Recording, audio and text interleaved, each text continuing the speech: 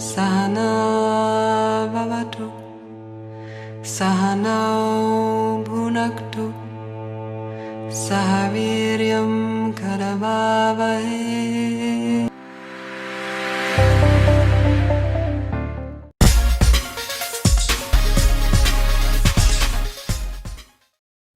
Hello guys, कैसे हैं आप लोग? सब अच्छे? तो आज अपन क्या देखने वाले हैं? आज अपन देखने वाले हैं दोस्तों लिमिटेशंस के बारे में पढ़ेंगे। What is limitations of dimension.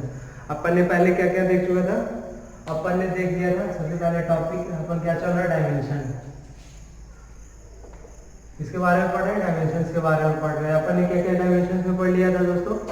अपन ने डायमेंशन में पढ़ लिया था कि what is dimension, how to calculate dimension, formula, uses of dimension हमने देखा था। अब अपन ने कुछ क्वेश्चन भी करा था। अब एक टॉपिक इसका बचा था दोस्तों, तो व्हाट लिमिटेशंस ऑफ डायमेंशंस। क्या बचा था? लिमिटेशंस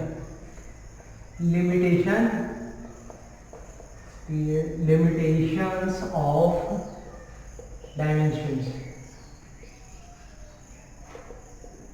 लिमिटेशंस ऑफ डायमेंशंस अपन अभी क्या पढ़ा? लिमिटेशंस के बारे में पढ़ेंगे। तो इसका पहला लिमिटेशन था दोस्तों, इसका पहला लिमिटेशन ये था कि जैसे डायमेंशनल एनालिसिस की मदद से बहुत सारे फिजिकल क्वांटिटी के बीच में अपन रिलेशन फाइंड कर सकते हैं। डायमेंशनल एनालिसिस के मदद से हम बहुत सारे ऐसे फिजिकल क्वांटिटी में रिलेशन फाइंड कर सकते हैं। बट ये ऐसा ये होना चाहिए कि और बहुत सारे ऐसे फिजिकल क्वांटिटी भी है जिनके बीच में हम रिलेशन डायमेंशनल एनालिसिस के मदद से फाइंड करने में डिफिकल्टी होगा। क्यों डिफिकल्टी होगा? क्योंकि सबसे पहले first of all we have to know the quantities. First of all we have to know the quantities on which physical quantity depend, particular physical quantity depend. सबसे पहले क्या होगा? पर्टिकुलर जिस फिजिकल क्वांटिटी के बीच में हमको रिलेशन फाइंड करना है, जिस भी फिजिकल क्वांटिटी के बीच में रिलेशन फाइंड करना है, उन सब के बीच में अपन को सबसे पहले रिलेशन पता होना चाहिए। और सबसे बीच में उन सारे फिजिकल क्वांटिटी के बीच में रिलेशन पता होना चाहिए। और वो रिलेशन कैसा हो? प्रोडक्ट टाइप रिलेशन हो। कहने का मतलब अपन एक एग्जांपल से समझते हैं क्या। सपोज लेते हैं distance table by object, when object is uniformly accelerated, तो क्या लिख रहे हैं? x equal to ut plus half a/t²। ये सब अपन को इक्वेशन लिखा हुआ है। तो ये प्रोडक्ट है, तो इसका हर टर्म प्रोडक्ट टाइप का, बट ओवरऑल इक्वेशन कैसा है? एडिशन टाइप है। बीच में क्योंकि एडिशन का सिंबल आ रहा है, ओवरऑल इक्वेशन क्या है? बीच में एडिशन का सिंबल आ रहा है। ठीक है, तो ये रूल पहला लिमिटेशन कहता है कि only product type relation can be find with the help of dimensional analysis.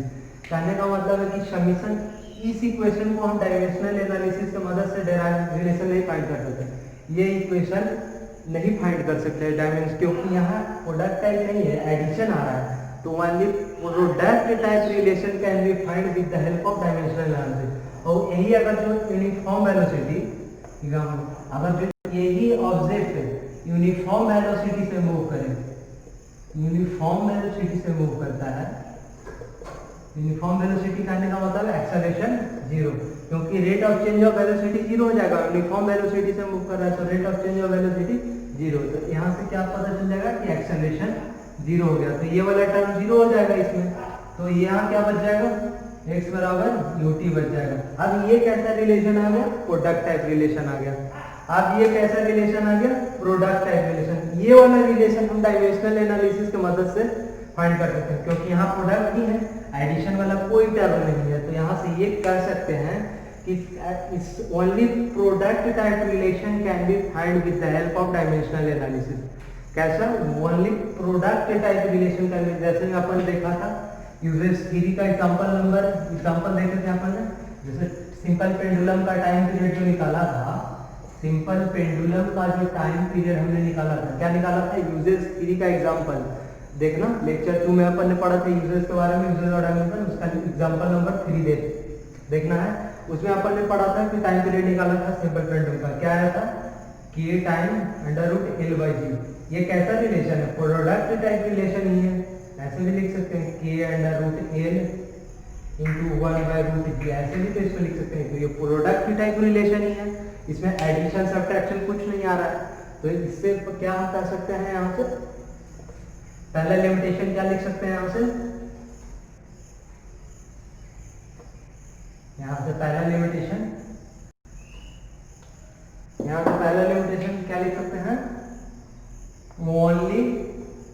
Only product type relation, product type relation can be find with the help of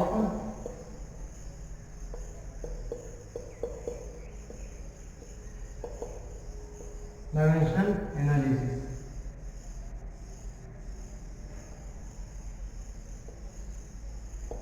Only product of relation can be found with the help of dimensional analysis. तो इसका example ले लेते हैं, क्या example दे देते हैं? k time under root L by G, K time under root L by G, जो uses three का एग्जांपल हमने पढ़ा था। यूजेस थ्री का example deduce the relationship between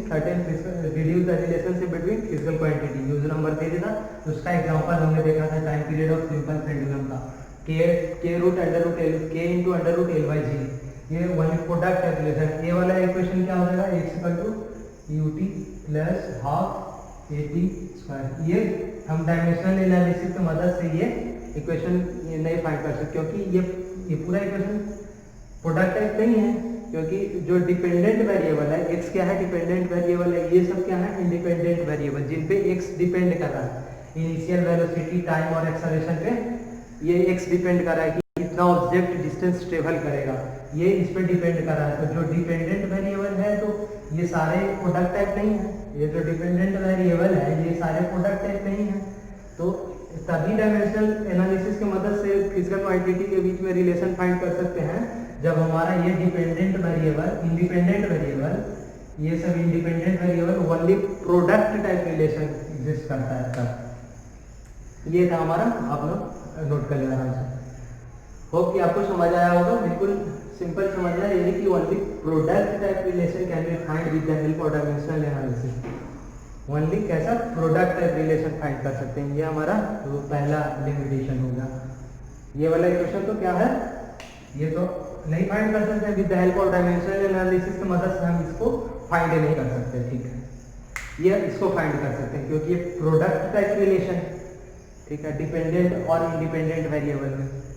तो ठीक, इसको इरेज करते हैं। ये पहला हो गया, only product type relation can be find with the help of dimensional analysis, ठीक है। चलिए इसको मिटाते हैं, चलिए आराम से लिख लीजिए, कोई नहीं। चलिए हो गया, आगे बढ़ते हैं, इसको इरेज करते हैं। Product type relation can be find with the, और दूसरा लिमिटेशन क्या है? जैसे अपन ने देखा था जो time period of simple pendulum का जो टाइम पीरियड निकाला था यूजेस नंबर 3 में, जो यूजेस 3 का एग्जांपल लिया करा था, उसमें अपन ने क्या time period of simple pendulum निकाला था। Time period of simple pendulum जब निकाला था तो टाइम पीरियड का फॉर्मूला क्या निकाला था? टाइम पीरियड का फॉर्मूला के अंडर रूट एल वाई जी, ये आया था। डायमेंशनल फॉर्मूला की मदद से ये रिलेशन हमने फाइंड किया था फिजिकल क्वांटिटी के बीच में। Time period of simple pendulum, ये suppose time period of simple pendulum, ये लेंथ एल हो गया, ये जी लग रहा है, बॉब का मास एम है, तो टाइम पीरियड निकालना था। टाइम पीरियड एल एम और जी में रिलेशन निकालना था, तो वहाँ से ये निकला था टी इंटू के रूट एल वाई जी। तो यहाँ से क्या कर सकते हैं, ये कांस्टेंट एक्चुअल में जब टाइम पीरियड लिखते हैं, एक्चुअल में जब सिंपल पेंडुलम का जब टाइम पीरियड लिखते हैं तो ये आता है 2 pi under root L by G. क्या आता है? एक्चुअल में अगर जो सिंपल पेंडुलम का टाइम पीरियड लिखेंगे तो ये आएगा t बराबर 2 pi under root L by G. क्या आएगा? 2 pi under root L by G. लेकिन हमने डायमेंशनल फॉर्मूला, डायमेंशनल एनालिसिस करा था, उस टाइम हम ये के का वैल्यू नहीं फाइंड कर पाए थे। क्या नहीं फाइंड कर पाए थे? तो हमने इसको एज इट इज के कांस्टेंट रखने दिया था। तो यहाँ से क्या कर सकते हैं कि we can not find the value of constant, we can not find value of constant with the help of dimensional analysis. क्या कर सकते हैं? यहाँ से अपन इसको हटाते हैं। एक्चुअल में 2 पाई होता है, जो अपन सिंपल पेंडुलम एसएचएम पढ़ेंगे वहां पे देखेंगे कि ये 2 पाई कहाँ से आता है, ठीक है। अभी अपन डायमेंशन में ये देखेंगे कि डायमेंशनल एनालिसिस की मदद से इस के कांस्टेंट का वैल्यू अपन फाइंड नहीं कर सकते, ठीक है। तो यहाँ से इसको लिख लेते हैं।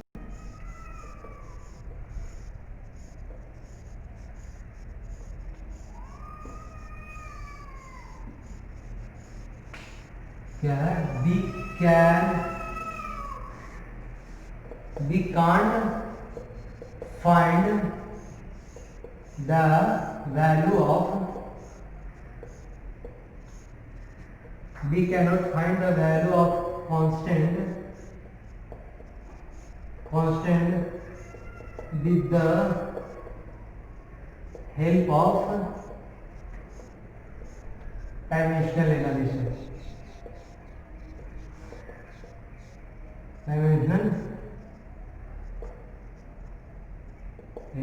We cannot find the value of constant with the help of dimensional analysis. For example जैसे में अपन ने टाइम पीरियड निकाला था, k time root L by G आया था, तो इस k का वैल्यू हम यहाँ से नहीं पता कर सकते हैं कि k का क्या वैल्यू आएगा। इससे डायमेंशनल एनालिसिस से हम ये नहीं पता कर सकते हैं कि इस k का वैल्यू क्या आएगा। अपन एक्चुअल में क्या होता है, एक्चुअल में 2 pi under root L by g होता है। क्या होता है एक्चुअल में, ये होता है k का वैल्यू 2 पाई होता है। कहाँ से पढ़ेंगे हम लोग इसको, एसएचएम में देखेंगे। जब अपन एसएचएम करेंगे वहां देखेंगे कि ये एक्चुअल में 2 पाई होता है। लेकिन डायमेंशनल एनालिसिस जब किए थे, यूसेज नंबर 3 लेक्चर नंबर 2 में अपन ने इस एग्जांपल का रिलेशन फिजिकल क्वांटिटी के बीच में करा था, तो ये k constant as it is रखा था अपन ने। तो यहाँ से k का एग्जैक्ट वैल्यू फाइंड कर सकते हैं डायमेंशनल एनालिसिस मेथड से। ठीक है, यहाँ से ये करें, आगे बढ़ते हैं।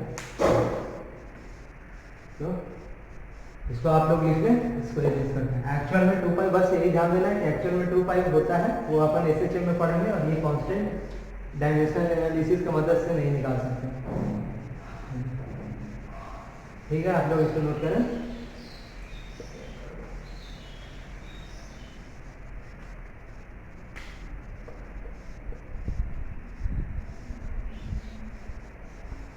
can't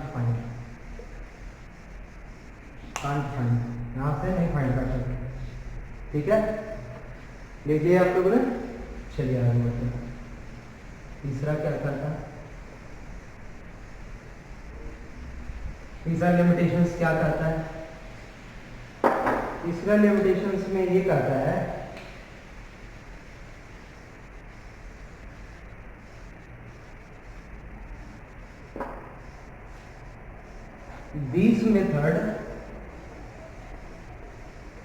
this method works only when there are as many equations available as many equations available as there are. This method work only when there are as many equations available as there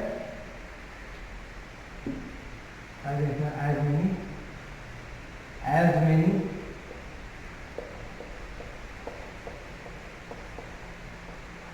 this method work only when there are as many equations available as there are variables.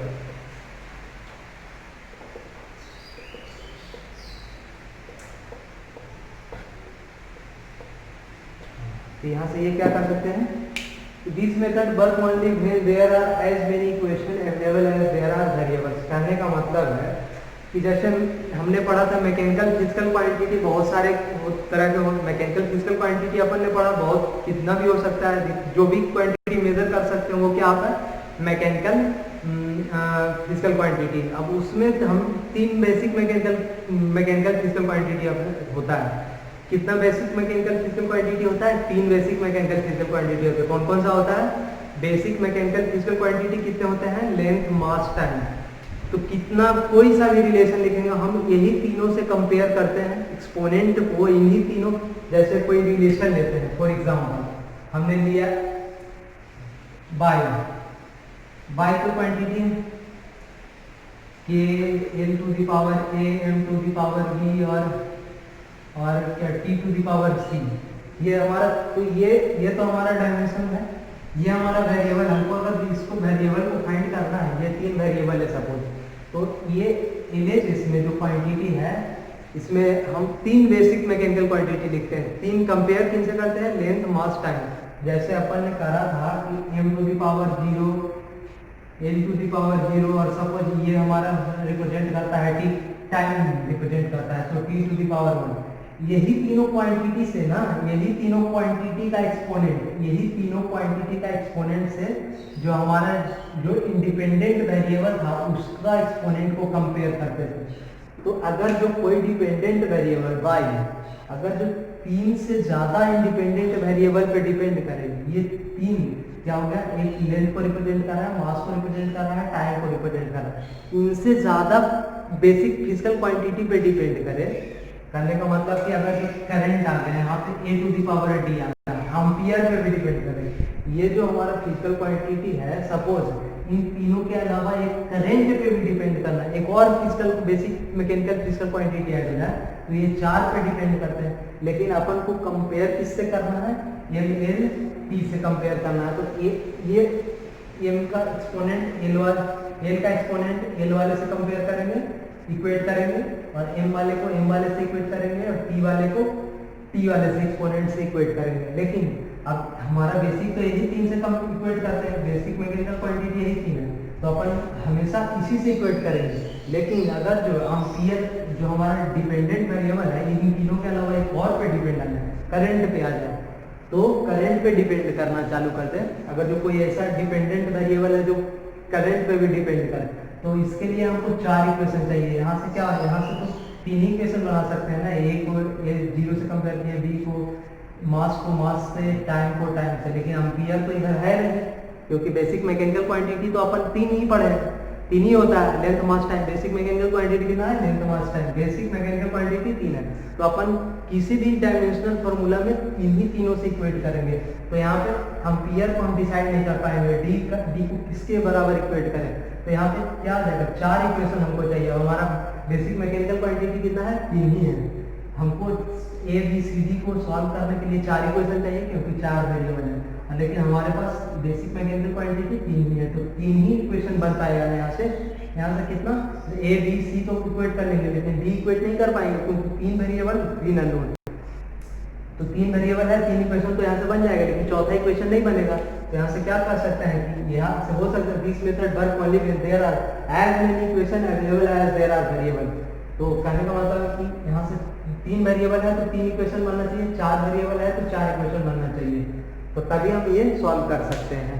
तो लेकिन अपन basic mechanical quantity में हमारा कितना, 3 basic variable है, 3 है, तो इससे ये फाइंड नहीं कर सकते डी का वैल्यू। तो यही कहता है कि this method work only when there are as many equation available as there are variable. ये हमारा तीसरा डायमेंशन, ठीक है, देख लिया आप, ये वाला लिमिटेशन हो गए। तो यही 3 लिमिटेशन यहाँ पे अपन को देखना था, यही 3 लिमिटेशन अपन को देखना था। This method work only when there are as many variable available as there are as many equation available as there are variable. ये हमारा हो गया, लिमिटेशन यहाँ पे खत्म हो गया। तो होप आपको समझ आया होगा। अगर जो कहीं भी दिक्कत हो तो आप कमेंट बॉक्स में जरूर मैसेज करें, ताकि पता चले कि आप लोग कहाँ पे नहीं समझ पा रहे हैं। कोई भी दिक्कत हो तो ज़रूर से ज़रूर कमेंट बॉक्स में लिखे आप लोग। होप आप लोग को समझ आया होगा। तो यही आज इसी को कवर करते हैं। तो आगे से आपको आज पूरा डायमेंशन हमने खत्म कर दिया, 4 लेक्चर में पूरा डायमेंशन अपन ने देख लिया। तो क्या क्या देख लिया, सब पूरा डायमेंशन में देख लिया। डायमेंशन क्या होता है ये पढ़ लिया अपन ने। How to calculate dimensional formula वो भी देखा अपन ने। यूजेस क्या होते हैं डायमेंशनल फॉर्मूला का, क्या ये भी अपन ने देखा। अपन ने लिमिटेशंस देखा और कुछ प्रॉब्लम भी करा था।